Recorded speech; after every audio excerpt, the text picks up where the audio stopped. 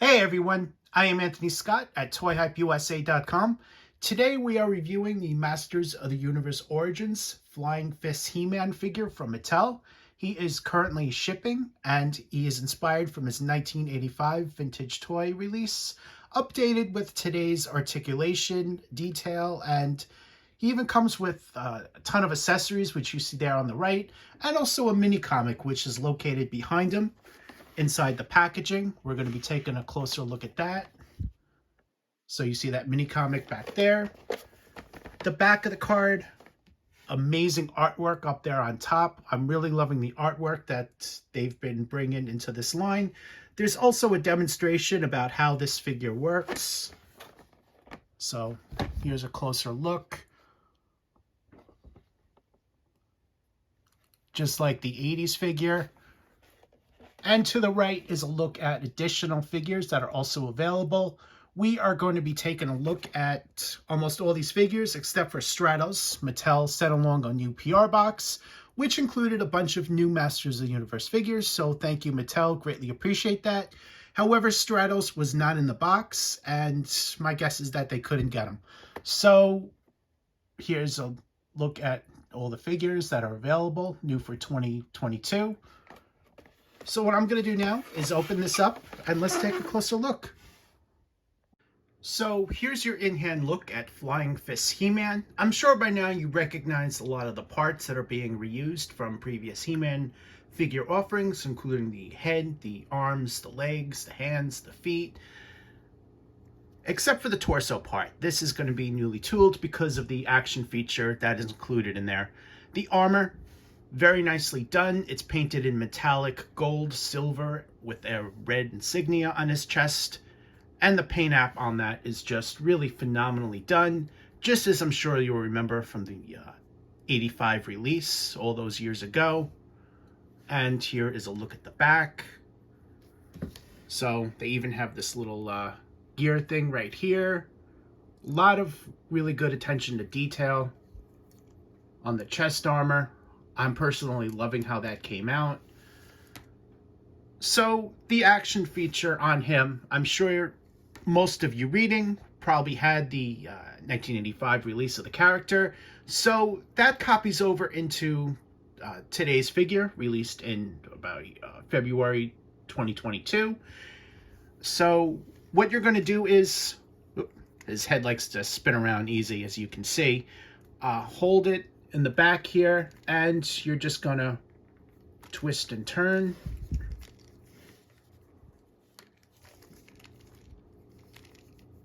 So it moves very nicely, almost like he's jogging.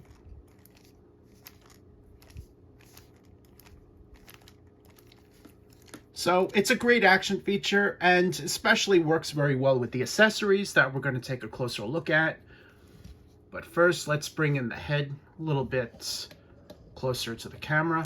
So this head here is inspired from the vintage toy that was released back in the 80s. And the one thing that bothers me a little bit about this head is that it has a little bit of glue residue. But hopefully yours won't look like that. It will look much better. So what I'm going to do is pop it off, and this is one of a few pieces that on this particular figure is removable. In Origins, you're supposed to be able to swap out the arms, the legs, the torso, and swap out with other characters. So for example, on other figures, not this one, but you can take off the arms and legs and swap it out with Skeletor, for example. But again, since this has the mechanism, you can't do that on them. And I'm going to put on this more modern styled head that we've seen with other releases, and there's a closer look at that. Very nicely done. This one has the open mouth. Here's a closer look at the two heads. You see the biggest difference is in the hair as well as the facial details. Let's take a look from the back.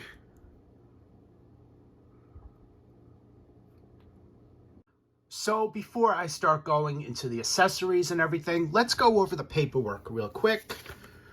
It comes with instructions showing which parts of the figures are removable. So I showed you the head, the hands are removable, and he comes with an alternate hand right here that we're going to be taking a closer look at, but also the boots are going to be removable, so you can swap them out with a different character, for example. And the boots are a different color compared to other He-Man releases. This one is yellow right here, and here's just a quick comparison. You see how the boots are different colors and everything. And of course, he comes with a mini comic. This one is titled Under Siege, and getting it out of packaging wasn't easy because when they seal up the packaging, sometimes these mini comics are ultimately sealed with the packaging, so you really can't get it out without ripping it a little bit, and this was the case. So that was just a little, more than a little disappointing. I really like them in better condition, but what can you do?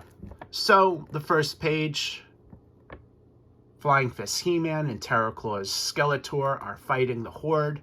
Really loving how this came out. Some great artwork here. Skeletor saves He-Man from Grizzlor, which you see right here, telling him to watch his back. That's pretty cool. And you also see some palace guards fighting Horde troopers.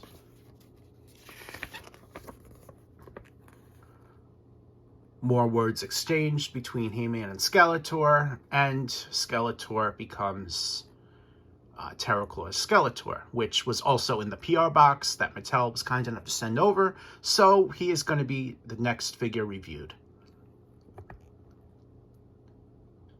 Here's a closer look.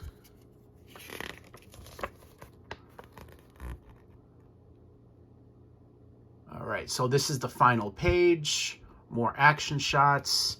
He-Man and Skeletor fighting Horde troopers.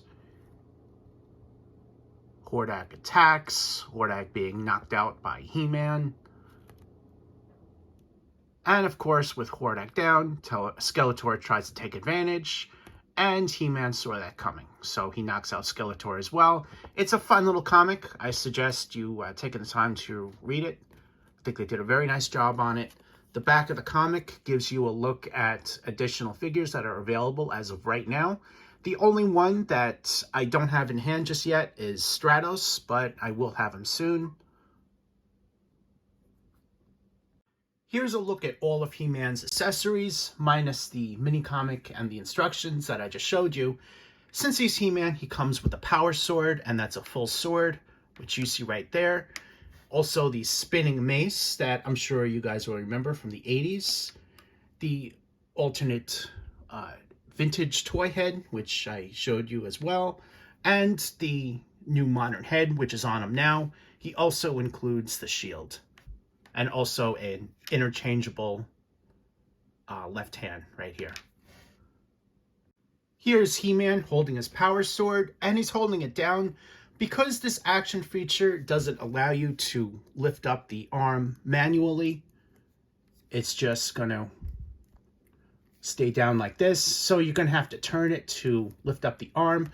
If you ask me, this particular version is better with the accessories that are unique to him, not the power sword. But it's still a great accessory to have with them. And, you know, being He-Man and all, he definitely needs a power sword. Here's a look at He-Man holding a sword and spinning mace. I paid close attention to which hand was holding it in the mini comic. So this is how it looks in the mini comic as far as which hand. The mace and, the spinning mace and the shield are also given metallic deco, which the shield includes metallic silver and a little bit of metallic red there on the sides. And also the back of it is kind of like a light gold. The spinning mace has a black handle and also metallic gold and silver deco. There's a look at it from the back. So in the photo shoot I just did, obviously I can't hold it and take the photo shoot, so I'm not able to recreate the spinning motion in the photography, but I can do that on camera. So we are going to show that here.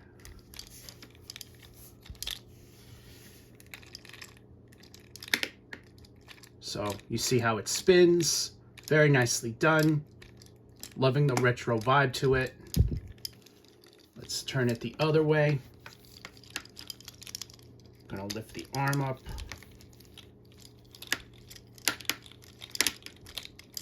So he can really get a nice rotation, knock over a ton of Horde troopers, things like that. You can lift the arms up, and it also has the same articulation, just as the other Horde Origins He-Man figures. So there is that option. However, again, the action gimmick in this does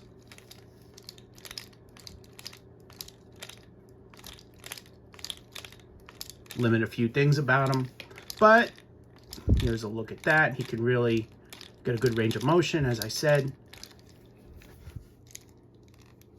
So here's a closer look at the spinning mace. Very nicely done. And you'll notice that two of these are painted in a metallic gold, and this one's just painted in a different shade of metallic gold. So two of the maces are the same, one's different. And here is a closer look at the shield. This part spins, and he can hold it in his hand as shown.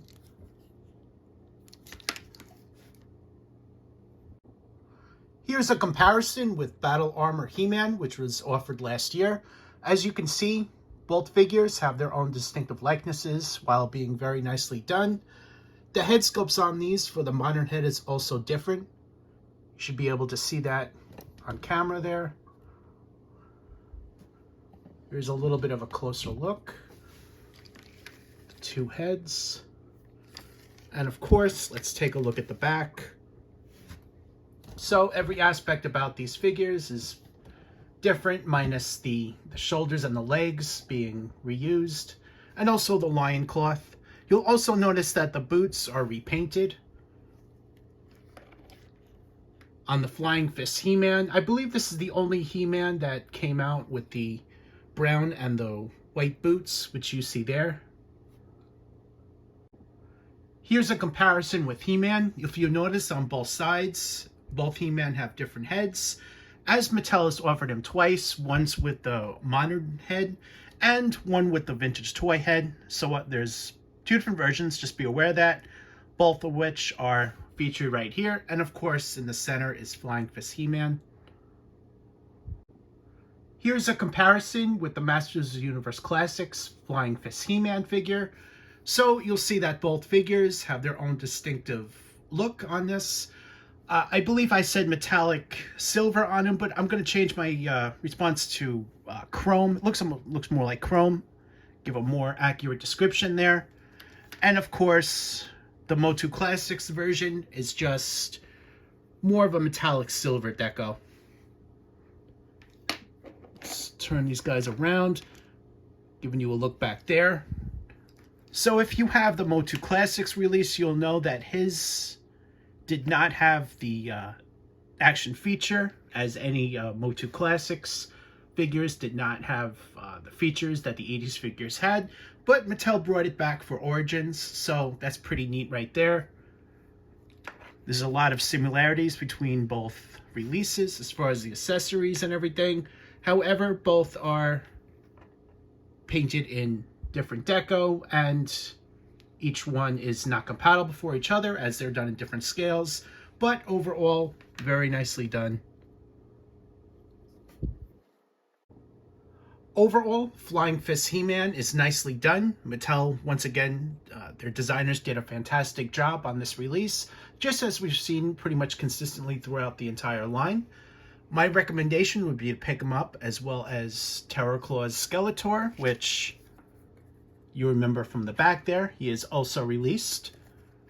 So thank you again to Mattel and the Masters of the Universe brand team for sending along for a review. Greatly appreciate that. I am Anthony Scott at ToyHypeUSA.com. Thank you so much for watching, and stay tuned for more reviews and coverage.